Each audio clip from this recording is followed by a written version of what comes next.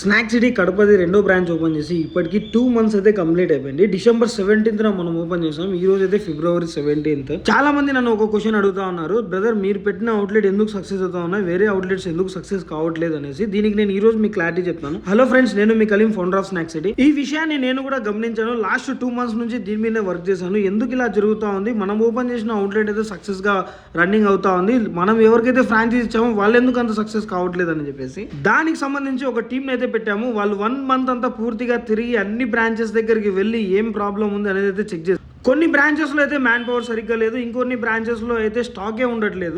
ఎగ్జాక్ట్గా కడప నేను ఓపెన్ చేసి ఇప్పటికి 2 months అయిపోయింది. 2 monthsలో నాకు ఎంత రిటర్న్ ఇచ్చిందో మీరు ఒకసారి గెస్ చేసి కింద కామెంట్ ఇవ్వండి. మేము చెప్పిన ఆపరేషన్ సరిగ్గా ఫాలో అయితే ఏ బ్రాంచ్కి ఇంత ప్రాబ్లం రాదు. ఎందుకంటే నేను ఇప్పటికీ 6 outlets ఓపెన్ చేశాను. నాకు ఏ బ్రాంచ్ కూడా ఇంతవరకు ఒక చిన్న ప్రాబ్లమ్ని కూడా క్రియేట్ చేయలేదు. ప్రతి ఒక్కటి సక్సెస్ఫుల్గా రన్ అవుతా ఉంది. థ్యాంక్ యూ అండి, థ్యాంక్ యూ సో మచ్ స్నాక్స్ని ఇంతలా సపోర్ట్ చేస్తున్నందుకు. Thank you so much.